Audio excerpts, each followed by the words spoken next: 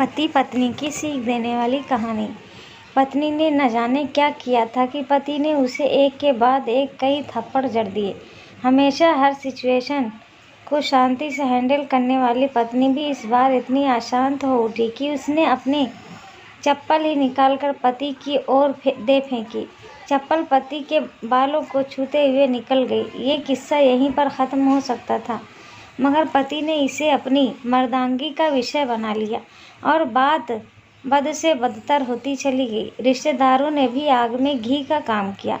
किसी ने कहा, जो औरत अपने पति को चप्पल से मार सकती है वो नहीं तो वफादार हो सकती है और ना ही पवित्रता। ऐसी औरत परिवार ही नहीं पूरे समाज पर कलंक की तरह है। बीवी के पक्ष वाले कहाँ पीछे रहने वाले थे।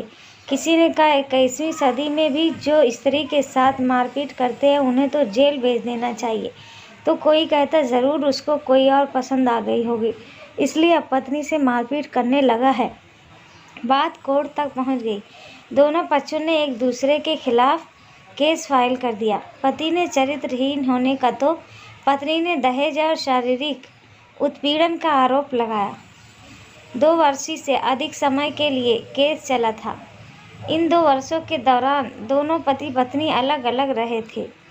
इन 2 वर्षों के दौरान दोनों पक्षों के समर्थकों की संख्या कम हो गई थी। पहले जहां दोनों पक्षों में समर्थकों का समूह होता था, अब गिने चुने लोग रह गए थे। पति और पत्नी दोनों की आर्थिक स्थिति भी इस समय के दौरान नीचे गिर चुकी थी, जिन्होंने वो अपना शुभचिंतक समझ रहते। पैसों की बात आते उन्होंने भी अपना पलटा झाड़ लिया था। अगर कोई देने को राजी भी हुआ तो मोटे ब्याज की शर्त पर।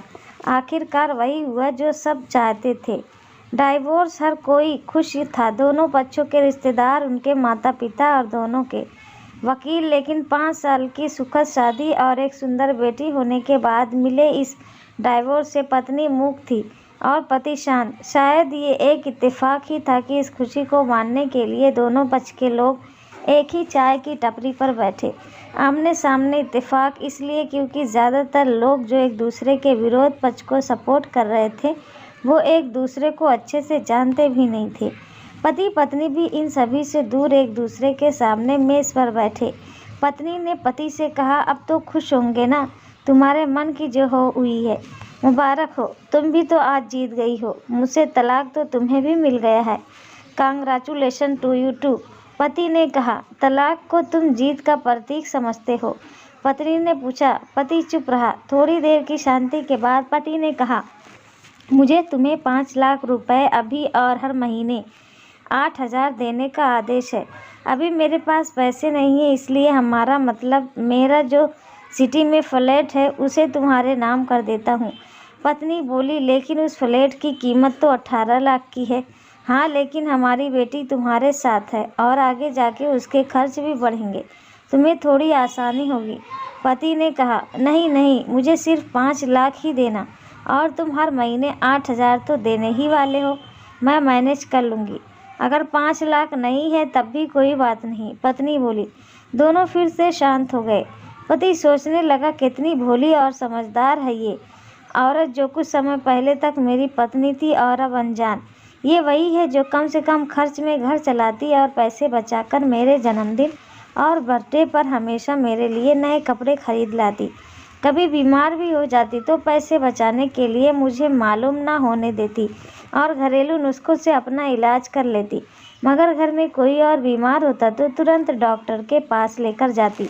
मेरी ही मति मारी गई थी, मैं ही अपनी झूठी मर्दांगी के चक्कर में इतनी बड़ी गलती कर बैठा।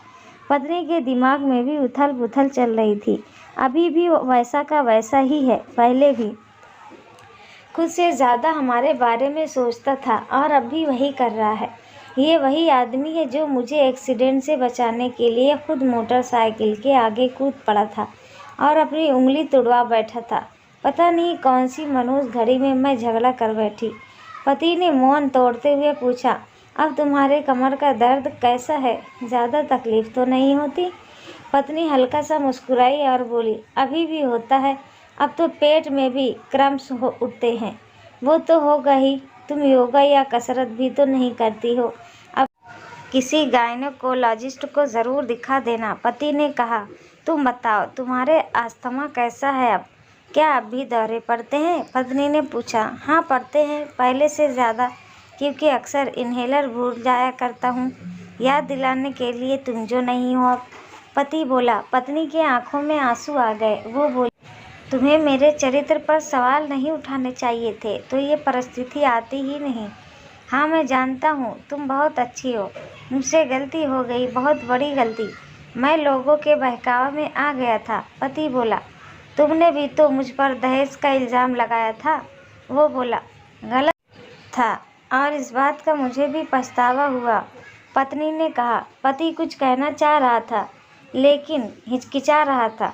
पत्नी ने पूछा, कुछ कहना चाहते हो? वो बोला, क्या सब पहले जैसा नहीं हो सकता?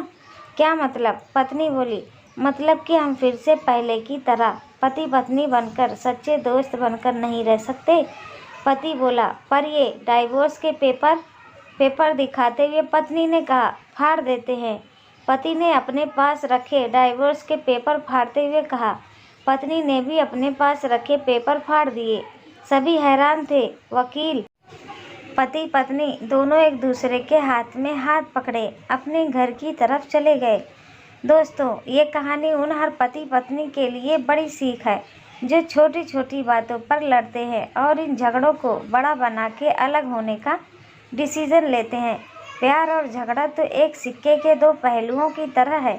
दोनों को स्वीकार करना होगा, तभी ये पवित्र रिश्ता उसकी मंजिल तक पहुंच पाएगा।